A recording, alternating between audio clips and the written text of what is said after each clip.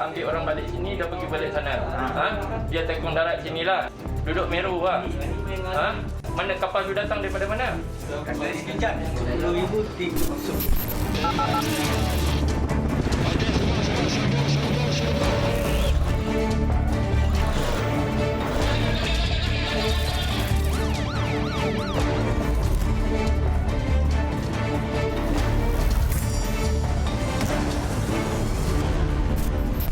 Assalamualaikum dan salam sejahtera. Saya Sofia Nur Solehatun bersama anda selama 1 jam dalam 999 program nombor 1 mengenai jenayah di Malaysia. Saudara, hanya kerana keretanya dipotong oleh sebuah kereta lain, seorang lelaki bertindak agresif melanggarnya sehingga terbabas masuk ke dalam parit. Malah, dia turut memukul pemandu itu sehingga cedera. Saksikan laporannya bersama 999.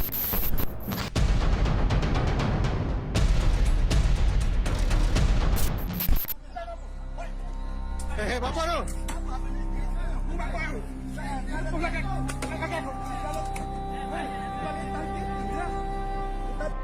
Video berdurasi 20 saat yang tular di media sosial menunjukkan suspek tidak berpuas hati dan memukul mangsa.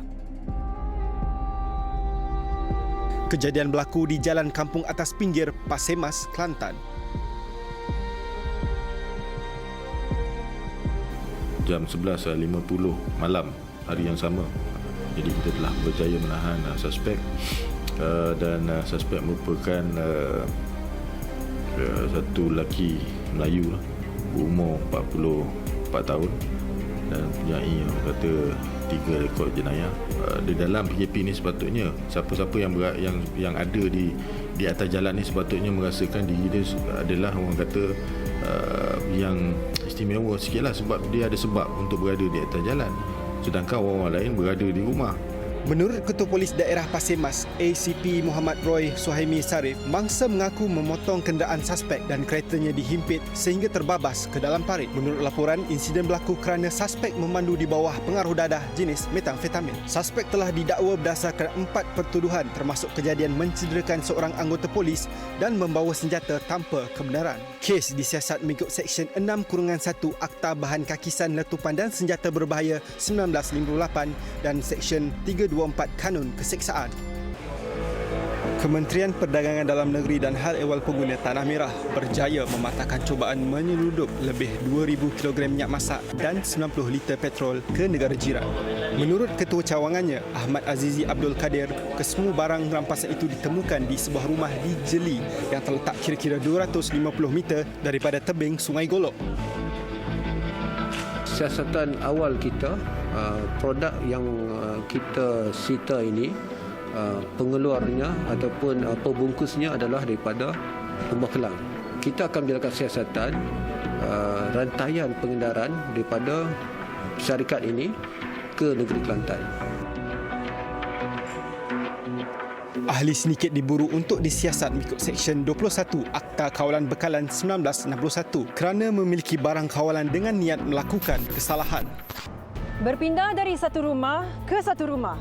Itu antara taktik yang digunakan sekumpulan warga asing yang disyaki sedang menunggu ketibaan bot untuk pulang ke negara asal menggunakan laluan tikus. Bagaimanapun, tekong yang menguruskan perjalanan mereka berjaya dicekup pihak polis. Apakah kesudahannya? Laporan lanjut bersama wartawan Nur Izzati Lokman.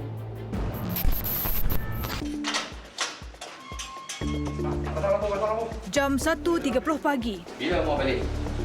Sekarang mau balik sama dia? Betul? Berapa bayar? Bayar wang? Ya. Hasil maklumat, serbuan dilakukan pihak polis ke atas sebuah rumah di Klang Selangor membabitkan penyeludupan keluar warga asing. Mereka dipercayai cuba menggunakan pintu belakang atau laluan tikus menerusi jalan laut meskipun Perintah Kawalan Pergerakan sedang dikuatkuasakan. Di sebalik tindakan itu, individu yang lebih dikenali sebagai tekong mengambil upah bagi menguruskan perjalanan mereka. Tangkapan pertama di Shah Alam kemudian membawa kepada lokasi kedua iaitu di Kelang, di mana rumah ini dipercayai menjadi lokasi transit bagi beberapa sekumpulan individu warga asing sebelum pulang ke negara mereka melalui jalan belakang. Dia pergi ambil orang balik sini, dah pergi balik sana. Dia tekong darat sinilah. Duduk Meru lah. Kau sebagai ni untuk apa? Saya tolong dia orang ni. Mana kapal tu datang daripada mana? Dari Sekejap. RM10,350. Apa dia? Duit Tinggal dia orang 10 orang. Bermula jam 10.30 malam, serbuan ke beberapa buah rumah di Shah Alam dilakukan oleh pihak polis. Seorang demi seorang tekong darat dikesan. Maksudnya kamu orang tengah saya, kamu tak ada angkat. Saya tak angkat orang. Cuma dia orang minta upah untuk balik, untuk keluar, masuk pula RM1,000. Okey. Dalam tempoh 4 jam, operasi berjaya menahan 4 lelaki berusia antara 30 hingga 44 tahun disyaki tekong. Berapa lama dah kamu buat kerja ni? Baru ini je bang, itu bentaran orang kampung bang, saya dulu. Baru 10 orang tu. 1,250. Itu sekali dengan tambang jemput per dia orang lah. Terus sampai ke sana. Upah kamu berapa? 130 sekali dengan penjemputan. Saya yang tanggung. Satu orang 80 lah. Perkhidmatan e-hailing dipercayai digunakan bagi membawa penumpang dari satu lokasi ke lokasi lain berikutan tempoh PKP yang menghadkan jumlah individu di dalam kenderaan. Yang 4 orang di rumah sana bang, sini 6 orang. Tu mana orang tu? Orang 6 orang yang duduk rumah ni mana? Tak tahu lagi, aku bang, aku tengah tidur bang. Dia hilang aja orang tu bang. Berpindah rendah, taktik yang digunakan sindiket bagi mengelak kegiatan dikesan pihak berkuasa. Difahamkan mereka yang bekerja sebagai kontraktor di tapak projek di Kuala Lumpur diarah menetap di rumah yang disediakan di Shah Alam. Selepas 5 hari, mereka kemudian diarah ke Klang dan sudah berada di rumah ini selama 3 hari. Mak asal kat mana? Kelang Mama. Ini nak balik bila? Dia bagi tahu tak bila nak balik? Kita tak tahu ini tempat di mana dan itu kan. Ya, kita kenal dalam satu orang. Dia kalaupun ada nak balik, ini di sini ada jalan. Hasil soal siasat, bayaran yang perlu ditanggung penumpang adalah sebanyak RM1,300 merangkumi kos pengangkutan air dan darat. Awak kena bayar berapa dekat siapa? RM1,000. Dekat siapa kena bayar? Tak tahu. Dah bayar ke belum? Ya, janji kalau nanti kalau jadi balik kena bayar dekat sana saja. Tak tahu naik apa ke, naik tongkang ke, janji kita sama. Kita risiko apa pun kita mulai kita jalan. Tapi memang kita nak sampai, memang kita tak boleh duduk kat sini. Semua 29 individu termasuk 8 wanita yang ditahan dibawa ke Ibu Pejabat Polis Daerah Shah Alam untuk tindakan lanjut. Kes disiasat mengikut Seksyen 26(A) Akta Anti Pemerdagangan Orang dan Anti Penyeludupan Atip-SUM 2007 kerana menjalankan penyeludupan migran dan Seksyen 6(1)(C) Akta Immigration 1958 Palang 63 kerana tidak memiliki dokumen perjalanan yang sah serta peraturan-peraturan pencegahan dan pengawalan penyakit berjangkit 2020. Ikut pintu belakang. Pastinya tindakan parti menggunakan jalan haram, jalan belakang untuk pulang ke negara asal bukan suatu tindakan yang bijak. Kerana pintu belakang, nyawa mereka mungkin terancam dan kerana pintu belakang, keluarga dan sahabat handai mungkin menangis. Nur Izzati Lokman, 999 TV3. Di laut juga adalah berkurangan dan pergerakan mereka di laut juga kalau kita lihat memang sangat-sangat minimum.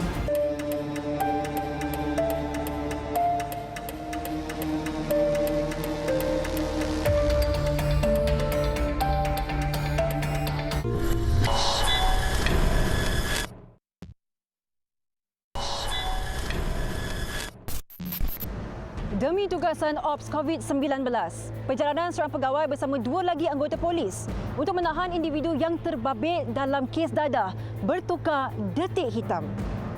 Kereta peronda yang dinaiki mereka terbabas apabila mereka cuba mengelak sebuah motosikal yang menukar haluan. Perincian kes kemalangan tragis ini dalam Tragedi 999.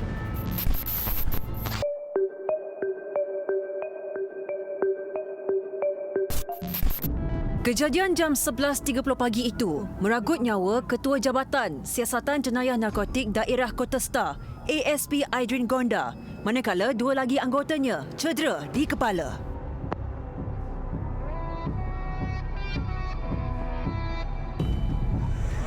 Yang mana pada jam lebih kurang 11.30 pagi, beliau telah menerima maklumat daripada DCC COVID untuk melaksanakan satu tangkapan di kawasan Pantai Johor. Dalam proses ke tempat kejadian, kereta yang dinaiki oleh mendiang telah mengalami kemalangan dan menyebabkan beliau meninggal di tempat kejadian. Penunggang motosikal itu kini diburu untuk didakwa mengikut Seksyen 41-1 Akta Pengangkutan Jalan 1987.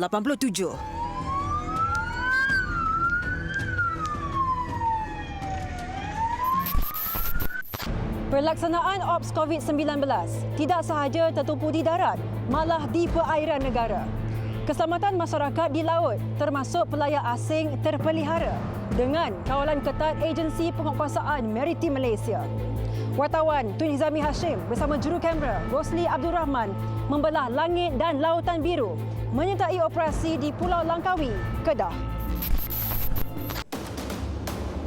Keselamatan masyarakat di Pulau Langkawi termasuk pelayar asing terjamin sepanjang tempoh PKP fasa ketiga ini dengan kawalan ketat oleh pasukan Agensi Penguatkuasaan Maritim Malaysia.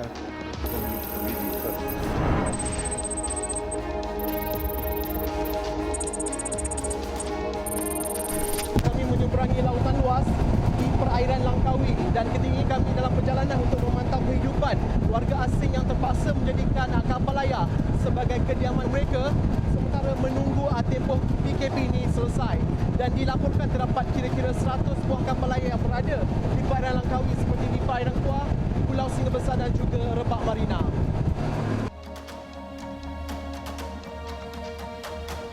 Bekalan makanan dipastikan mencukupi.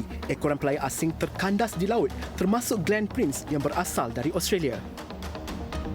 I want to know what you feel now. We are fine. We arrived here one day before the lockdown. 1 day before lockdown? 1 day before lockdown. So we cleared in and since then we've been anchored here. And this boat, it is our home. Oh, okay. How many are you on here? Myself and my wife. Only two. Your family not worried for you? They do, but we assure them we are safe here. We've told them we are very comfortable here. Manakala, pelayar asing dari Perancis ini pula, Philip Ligurinel, tidak kekok menjalani kehidupan di Langkawi kerana dia pernah bermaustatin di sini pada tahun 2005. Berapa lama tinggal di Langkawi? 10 tahun. I arrived in Kuala Lumpur because I want to stay only 2 weeks. But because of the coronavirus, I stay stuck here. And then I write to my embassy today, what's going on, what happened, can I stay, I don't know. The people stay smiley, everything is, there is food in a supermarket, another country, no more food in a supermarket, they become crazy. I feel very safe, honestly. Boring, but very happy. Safe, very safe. Selamat. Terima kasih banyak.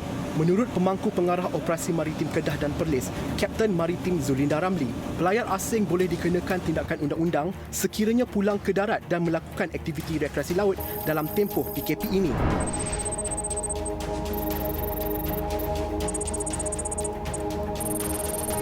Pada asalnya, Langkawi ini adalah menjadi tempat tumpuan pelayar-pelayar tersebut. Yang mana yang berada di perairan, kita telah bekerjasama dengan Jabatan Laut untuk mereka melantik ejen-ejen khas untuk salurkan logistik punya keperluan kepada bot-bot layar tersebut. Aktiviti-aktiviti di laut juga adalah berkurangan.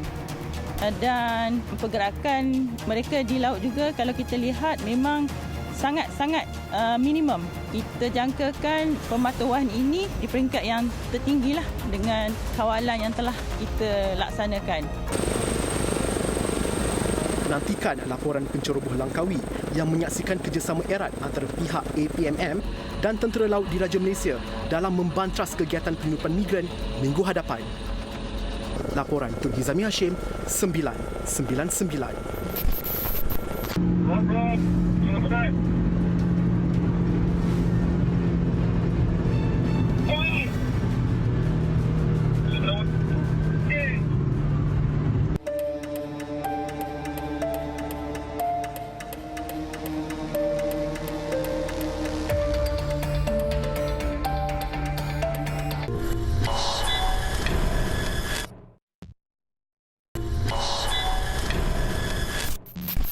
memaki dan memukul. Tindakan agresif seorang penghantar makanan menyerang anggota polis ketika pemeriksaan Ops COVID-19 jelas membawa padah apabila dia ditahan. Butiran insiden ini dipandang cahaya Ampang Jaya dalam rangkuman kejadian jenayah seminggu 999.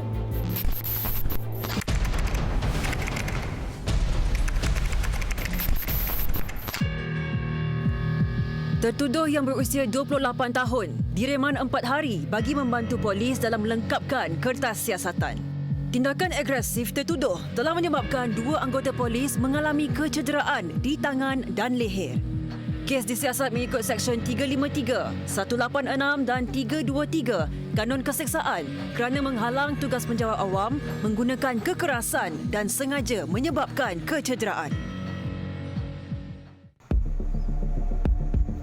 Pusat Bandar Utara dan Pasar Borong Kuala Lumpur di Selayang menjadi lokasi ke-6 yang dikenakan Perintah Kawalan Pergerakan diperketatkan PKPD sehingga 3 Mei ini.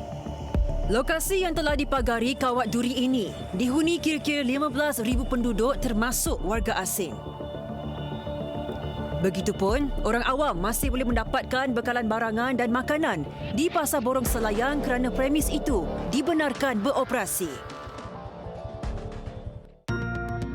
Susulan kes remaja menghantar pulang mayat kekasihnya selepas terlanggar seekor kerbau, tertuduh dihadapkan ke Mahkamah Magistrate Rompin. Tertuduh yang mengaku bersalah melanggar PKP dibenarkan diikat jamin RM300 dengan seorang penjamin dan diperintah melaporkan diri pada setiap minggu di Balai Berhampiran. Sebutan semula kes pada 11 Jun depan. Kes 999 2 minggu lalu melaporkan seorang lelaki maut ditikam, manakala 2 lagi cedera, termasuk seorang ibu tunggal yang turut dirogol seorang lelaki dalam kejadian di Bacok, Kelantan. Susulan itu, suspek didakwa atas 3 pertuduhan, membunuh, cubaan membunuh dan merogol. Suspek bagaimanapun hanya mengaku bersalah terhadap cubaan membunuh. Bagi 2 lagi pertuduhan, tiada sebarang pengakuan direkodkan. Mahkamah kemudian menetapkan 9 Jun depan sebagai tarikh sebutan semula kes.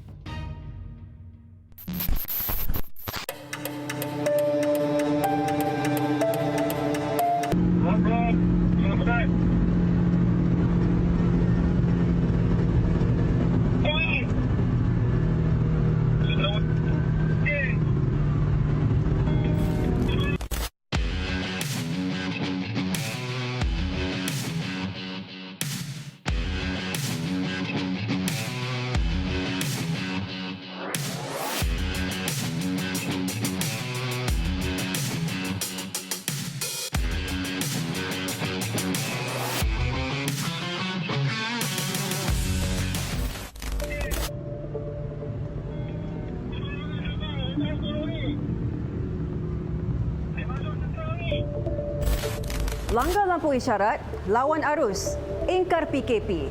Itu tindakan panik seorang individu yang membawa keluar kekasihnya tanpa alasan munasabah ketika cuba melarikan diri apabila dikejar anggota unit peronda Ibu Pejabat Polis Alor Gajah Melaka.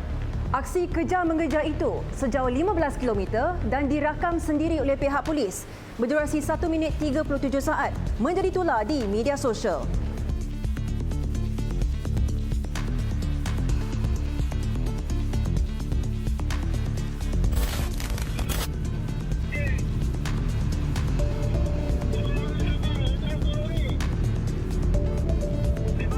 Sepandai-pandai tupai melompat, akhirnya jatuh ke tanah jua.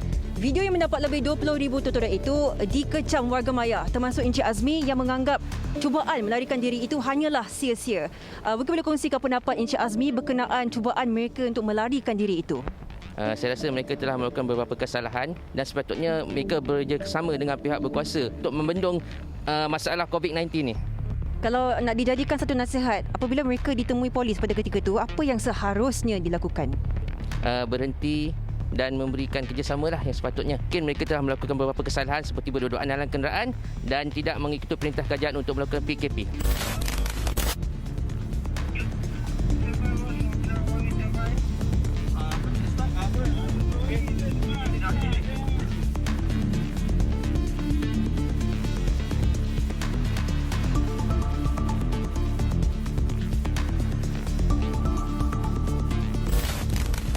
sahaja ingkar PKP, malah cuba melarikan diri. Bagi Encik Siva, tindakan pasangan kekasih ini yang keluar ketika PKP boleh dikategorikan atau disifatkan sebagai ahli masyarakat yang tidak bertanggungjawab dan kurang prihatin dengan arahan yang diberikan. Apa pendapat Encik Siva sendiri berkenaan apa yang terjadi dalam video viral tersebut? Pertama kali, benda ini memang salah lah. Pasal ingkar PKP yang diarahkan oleh kerajaan. Satu lagi, mereka ni pasangan kekasih di bawah pengaruh dadah. So mungkin diorang takut tertangkap pasal ada dadah kan. Itu yang diorang melarikan diri tu. Baik Cik Siva, kita dah memasuki fasa ketiga bagi PKP dan kalau boleh jadikan satu nasihat buat anak-anak muda, golongan remaja dan sebagainya, apa yang nak disampaikan? Remaja, budak muda kan, susah kita nak kontrol diorang duduk setempat. Mesti diorang nak bebas apa, tapi diorang kena tahan lah dan kena bijak lah dengan arahan kerajaan. Diorang kan dah dewasa, so diorang kena ikut arahan lah, duduk rumah. Kalau keluar, kalau ada urusan betul-betul penting nak untuk beli barang, baru keluar seorang lah. Tak payah keluar dengan kawan, tak payah jumpa kawan, tak payah keluar duit. Menurut Ketua Polis Daerah Alor Gajah, Superintenden Arsyad Abu, lelaki berkenaan mempunyai rekod jenayah lampau membabitkan dadah. Hasil ujian air kencing terhadap pasangan itu turut mendapati bahawa mereka positif dadah metamfetamin.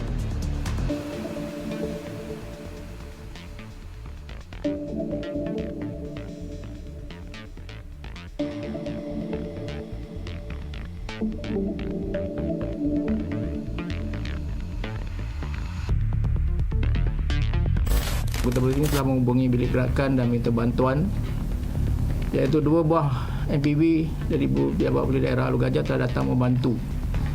Dan sewaktu tersebut bermulalah adegan kejar-mengejar dan suspek ini, saya katakan suspek telah melanggar 3 tempat persimpangan jalan, iaitu tidak mematuhi lampu isyarat banyak 3 tempat dan telah memandu penongkang arus sehingga di satu peringkat di sekatan jalan raya di kawasan Pahir Rumput, suspek ini juga tidak membentikan kenderaan. So, kejar-mengejar berlaku sejauh lebih kurang 15 km dan apabila sampai di Taman Angkasa Nuri, Durian Tunggal, suspek telah membentikan kereta dicari telah kehabisan minyak dan pihak polis telah mengarahkan kedua suspek keluar dan berjaya melakukan tangkapan.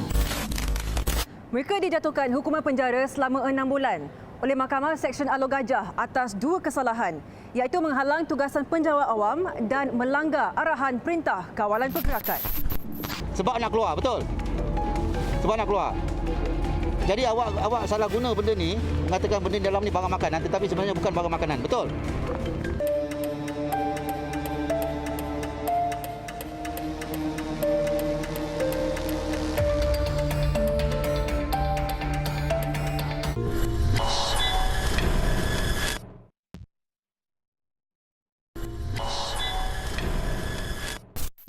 Tempoh PKP, aktiviti penyeludupan terus berleluasa. Ada penyelundup yang mengisytiharkan barangan kargo yang dibawa sebagai barangan perlu atau essential goods bagi mengaburi mata pihak berkuasa.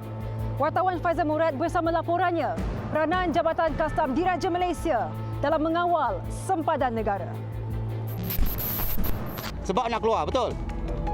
Sebab nak keluar. Jadi awak salah guna benda ni, mengatakan benda dalam ni barang makanan, tetapi sebenarnya bukan barang makanan, betul? Setuju dengan saya? Bayangkan 6 kontena tu, kalau dibawa masuk secara sah, berapa banyak duti yang kita dapat? Duti import, duti excise, duti cukai jualan.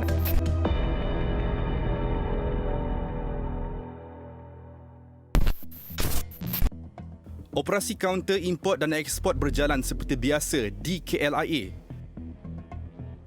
Pejabat Jabatan Kastam Diraja Malaysia Zon Tengah masih menerima kunjungan ejen penghantaran barang, namun prosedur operasi standard SOP di musim COVID-19 dipraktikkan. PKP fasa ketiga telah menggesa pihak kastam mengutamakan kemasukan barangan perlu atau essential goods. Ia termasuklah ejen penghantaran yang membawa masuk barangan perubatan mengandungi kit ujian COVID-19 yang diimport. So seperti barang test kit ni, kita memang bawa daripada Korea. Kita gunakan kargo emas biasa. So kita masukkan dalam freeze kat sini. So saya perlu hantarkan barang ni secepat yang mungkin ke IMR. So pihak custom ada memberikan kemudahan untuk kita percepatkan proses ni lah. Segala urusan berkaitan permohonan dan kelulusan masuk barang dipercepatkan. Setiap barangan yang melalui ruang pelepasan ini diteliti oleh anggota kastam bertugas agar tiada kebocoran melibatkan barangan seluduk. Meskipun tempoh PKP menunjukkan statistik barangan masuk kian berkurangan, namun tugas digalas pihak kastam kekal penting. Ini berdasarkan jumlah kenderaan masuk bermula tempoh PKP di KLIA mencecah sehingga 6,000. Sebaik melalui bay pelepasan, ada di antara lori yang akan dibawa ke kawasan ini iaitu di bay pemeriksaan rapi untuk diperiksa status kargo yang dibawa. Dan ada setengah barang yang diimport daripada negara berisiko tinggi seperti daripada Sweden dan juga China, seperti barang di belakang saya ini. Dan ada juga yang terlibat dalam aktiviti penyeludupan secara senyap. Dan di sinilah peranan yang dimainkan oleh Jabatan Kastam Diraja Malaysia bagi memantau pergerakan yang terlibat sepanjang PKP ini. Sehingga Mac lalu, Kastam telah mengesan beberapa sindiket yang bergerak aktif ketika PKP untuk menyeludup barangan terlarang. Di KLIA ini, laman terbang ini kita fokus kepada penyeludupan barang-barang larangan seperti dadah dan senjata api dan barang-barang saitis lah yang dalam sepanjang tempoh PKP ada 2 kes melibatkan dadah, melibatkan nilai bernilai lebih kurang 3.3 juta yang telah kita tangkap dan kita siasat untuk diambil tindakan undang-undang. Sementara itu di Pelabuhan Klang, kawalan semakin dipergiatkan di kompleks zon perdagangan bebas. Sekatan jalan raya dilakukan secara konsisten oleh anggota kastam ke atas setiap kenderaan kontena yang masuk melepasi pintu pertama. Kataan jalan yang dijalankan oleh Jabatan Kastam Diraja Malaysia di zon kompleks zon perdagangan bebas ini dilakukan bagi mengesan ataupun bagi memeriksa lori yang membawa barangan import masuk ke dalam kawasan ini. Dan ada setengah lori ataupun ada satu lori yang sebentar tadi saya lihat berhenti sebelum daripada pemeriksaan dan mungkin tindakan itu meragukan dan menyebabkan pihak Jabatan Kastam terus menuju ke arah lori tersebut dan memeriksa apakah kandungan yang dibawa oleh lori terbabit.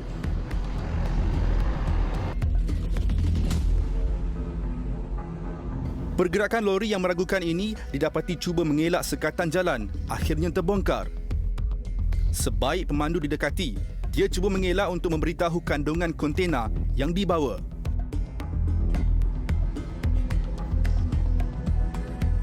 Ofis cakap barang makanan? Tak ada je lah. Tak ada cakap. Jadi awak sendiri cakap barang makanan. Kenapa awak cakap macam tu? Sebab nak keluar, betul? Sebab nak keluar. Jadi awak salah guna benda ni, mengatakan benda dalam ni barang makanan tetapi sebenarnya bukan barang makanan. Betul? Setuju dengan saya?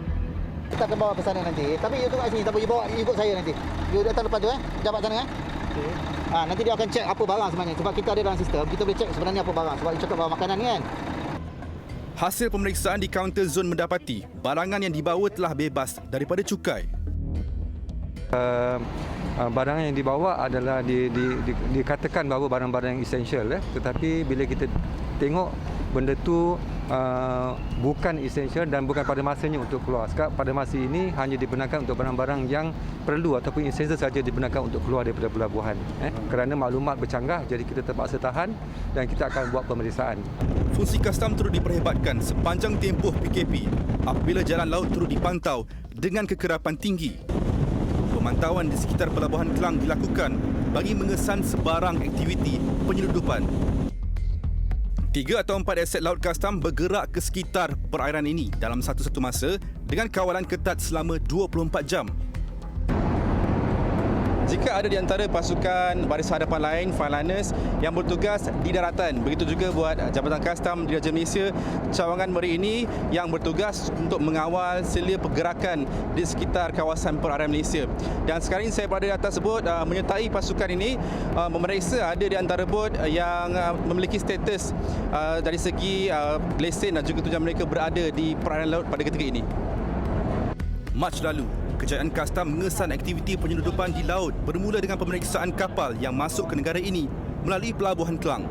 Antara kes yang berjadi kesan termasuk sindiket penyeludupan sisik tenggiling seberat 6,160 kg yang bernilai 78 juta ringgit. Ia dibawa masuk bersama bahan makanan bagi mengelak dikesan pihak berkuasa.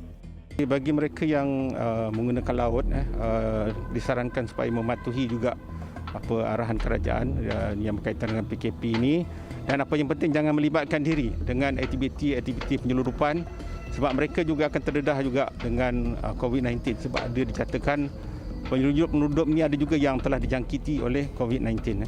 So di sini kita sama-sama berhati-hatilah. Ketika tinjauan 999 di Pelabuhan Klang, kami dimaklumkan terdapat 6 kontena berisi barangan seludup yang mengandungi 17 juta batang rokok. Kegiatan itu dikesan pada 24 Mac lalu, dipercayai diseludup masuk dari negara jiran. Nak buat baik, banyak cara difikirkan. Nak buat jahat pun banyak cara ataupun taktik untuk difikirkan. Itu antara taktik yang dilakukan oleh penyeludup untuk membawa masuk barangan ini yang kononnya diisytihar sebagai barangan PPE seperti face mask di ketika PKP ini.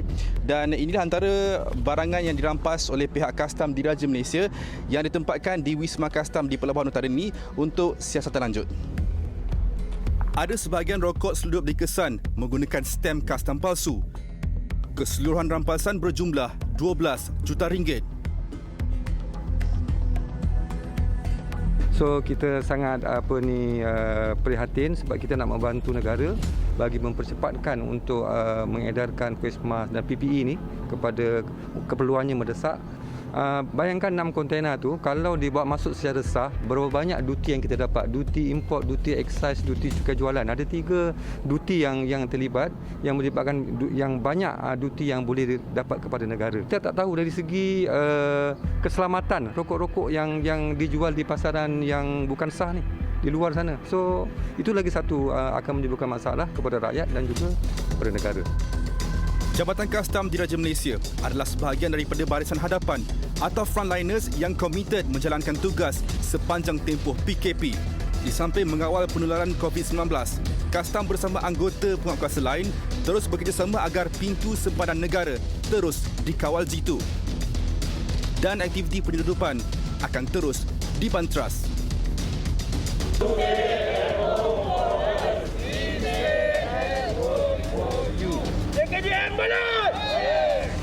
Laporan Faizal Murad 999. Terima kasih kerana setia bersama kami sehingga ke penghujung rancangan. Seperti biasa, sebarang aduan berkenaan kegiatan jenayah boleh disalurkan ke laman sosial rasmi 999 seperti tertera. Jaga keselamatan, jaga kesihatan. Elakkan berada di tempat awam sekiranya tiada keperluan. Duduk di rumah. Saya, Sofia Nur Solihatun, mewakili tim penerbitan 999 mengucapkan Assalamualaikum dan selamat malam. Ingat, jenayah membawa padah.